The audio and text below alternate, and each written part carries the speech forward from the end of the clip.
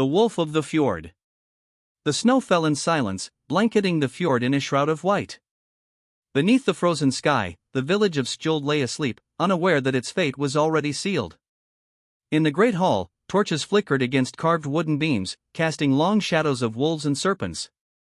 King Eirik sat upon his throne, his silver crown glinting in the firelight, his eyes weary but proud. His son, Kalin, only 12 winters old, watched from the side of the hall, his fingers tracing the hilt of a dagger he was too young to wield. He admired his father, not for the crown, but for the quiet strength behind it. Eirik was not a man of many words, but when he spoke, the mountains listened. That night, the traitor came. Fjord the Black, Eirik's own brother, entered the hall with a dozen armed men. Their cloaks were soaked in snow, their eyes hard with purpose. Eirik rose slowly, sensing the shift in the air. "You come late," he said.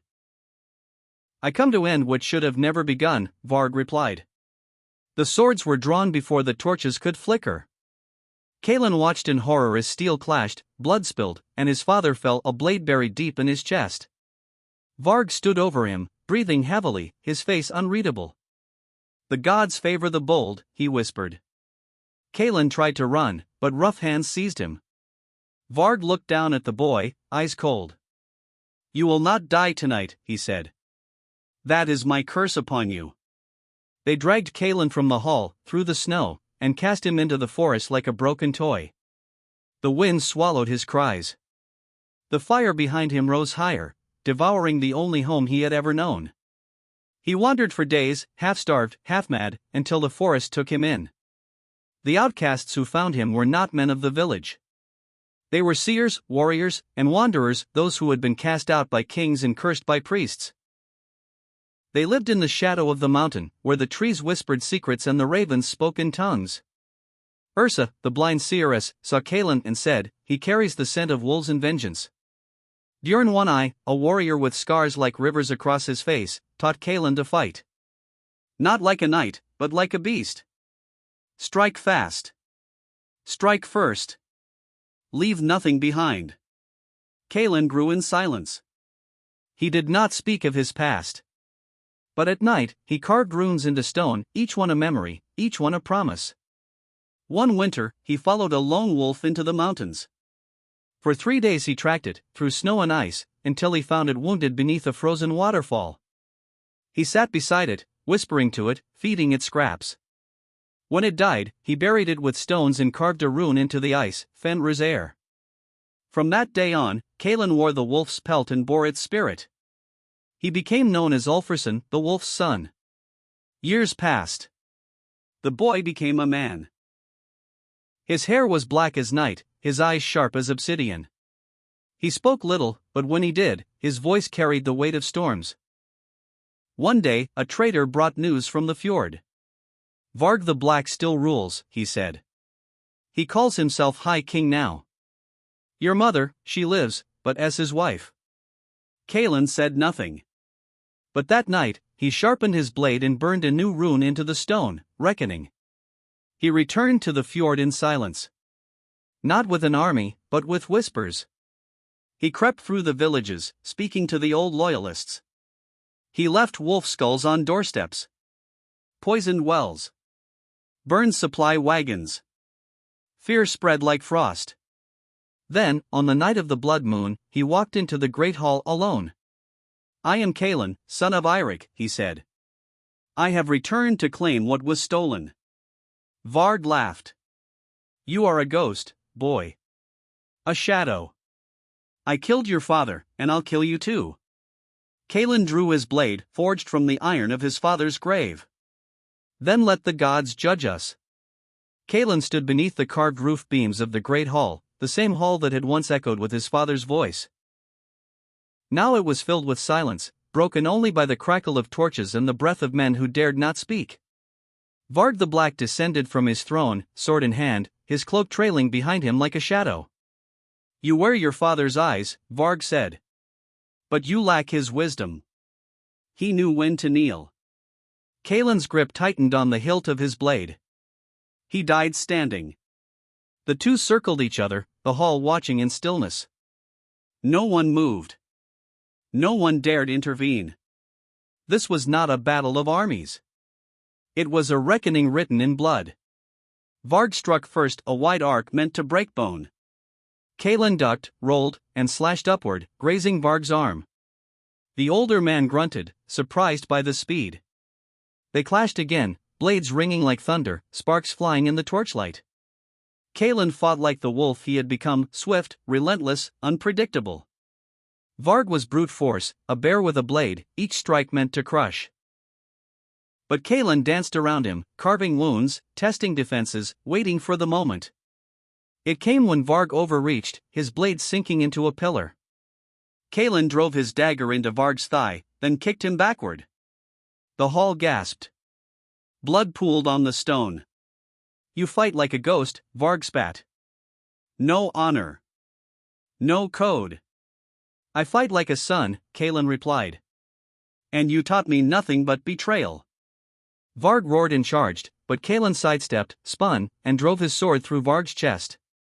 The blade pierced flesh, bone, and memory. Varg staggered, eyes wide, mouth open but silent. Kalen leaned close. "The gods favor the bold," he whispered and twisted the blade. Varg collapsed. The hall remained silent. No cheers. No cries. Just the sound of Kalen's breath and the blood dripping from his sword. He turned to the men who had once served his father, then his uncle. "You are free," he said. "But I will not wear a crown built on ash." He walked from the hall, leaving the throne empty. Kalen did not stay in Skjold. He wandered the fjords, the forests, the forgotten places. He spoke to ravens, listened to the wind, and carved runes into stone. He became legend, not a king, but something older, wilder. In the village of Hrafnheim, he found Ursa again. The blind seeress sat beside a fire, her face lined with time. "You have done what the gods whispered," she said. "But your path is not yet finished." Kalen sat beside her. "I have no throne. No family. No name." "You have a spirit," she said. "And that is more than most." She gave him a pouch of herbs, a blade of obsidian, and a riddle: the wolf must walk where the sun does not rise. Kalen took the gifts and left without a word. In the northern wastes, Kalen found a village cursed by silence. No children laughed. No dogs barked. The people spoke only in whispers, afraid of the thing that lived in the hills, a creature of bone and shadow, born from forgotten gods. Kalen climbed the hills alone. He found the creature in a cave of ice, a beast with antlers of iron and eyes like dying stars. It spoke in a voice that was not a voice. "You are the wolf," it said. "But wolves die too." Kalen did not answer. He drew the obsidian blade and stepped forward.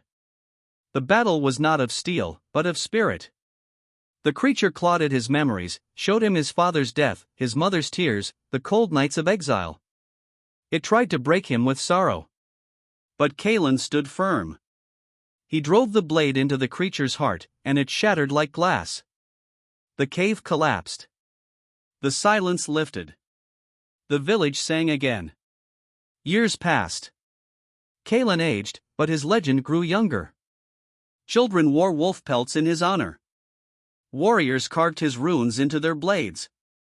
Poets sang of the boy who became a beast, and the beast who became a man. But Kalen remained alone.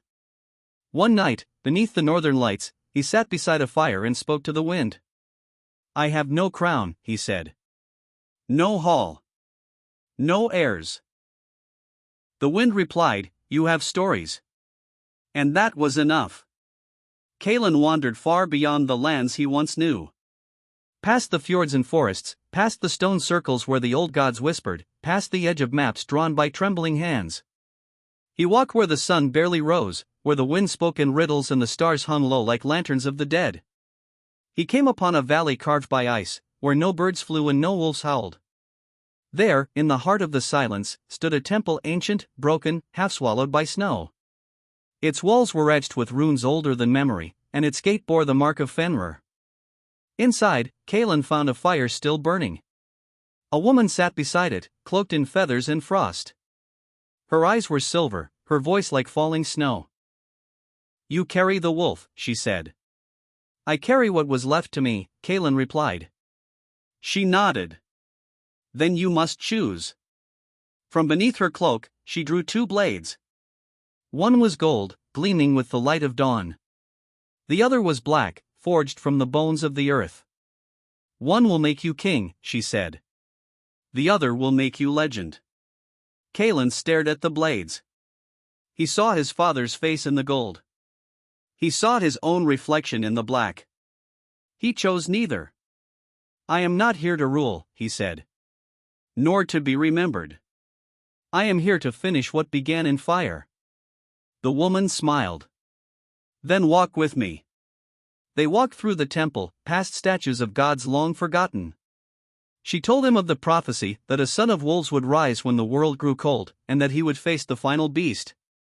It sleeps beneath the mountain, she said. It dreams of fire and hunger.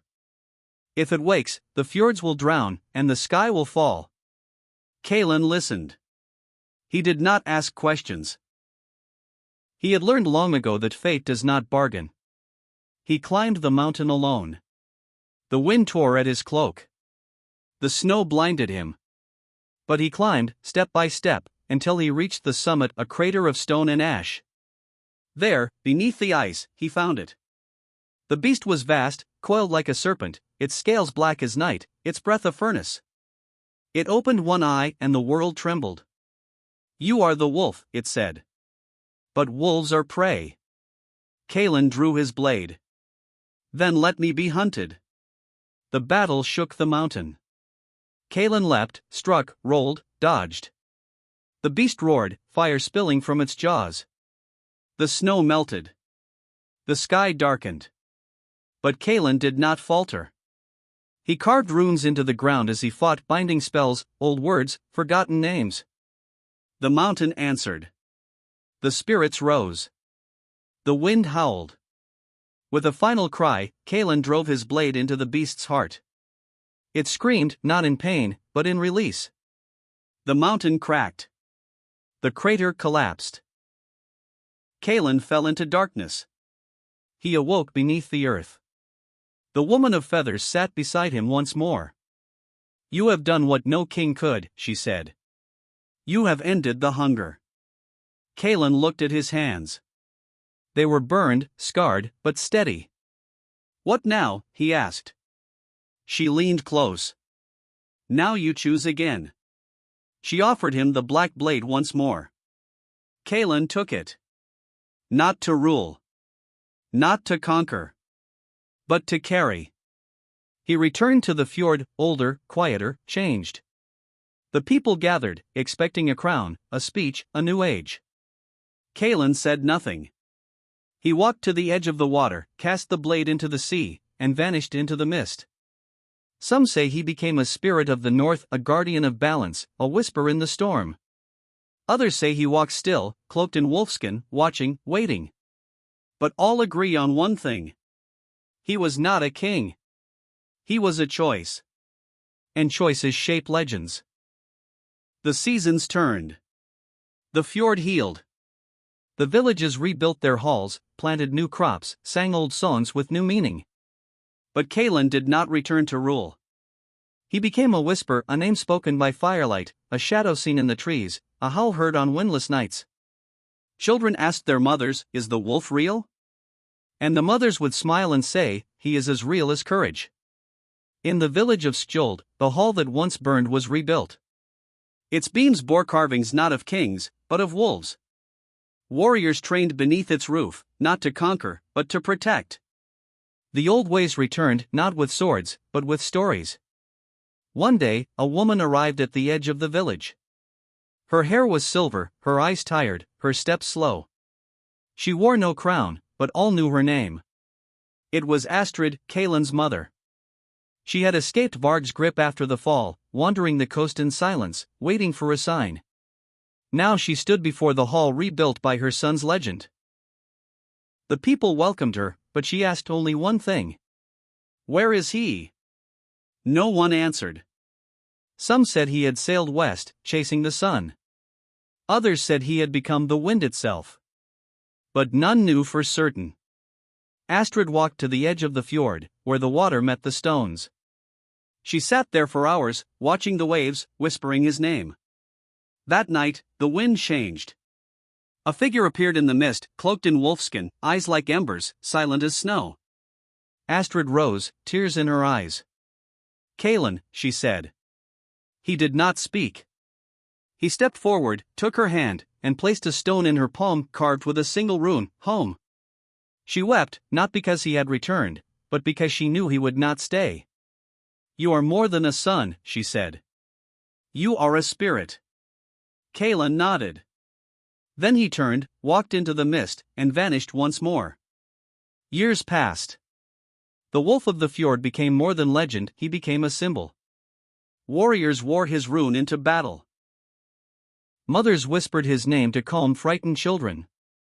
Seers invoked his spirit when casting runes. But Kaelin himself was never seen again.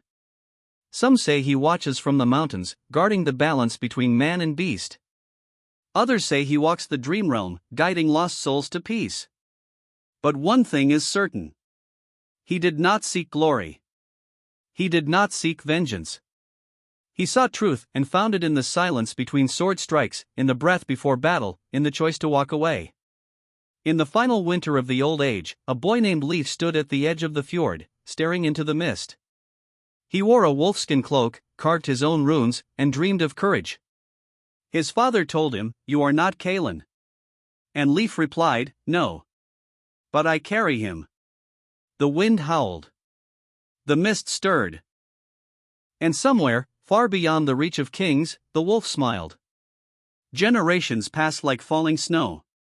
The fjord changed, but the stories remained. The name Kaelin Ulfarsson was no longer spoken with sorrow, but with reverence.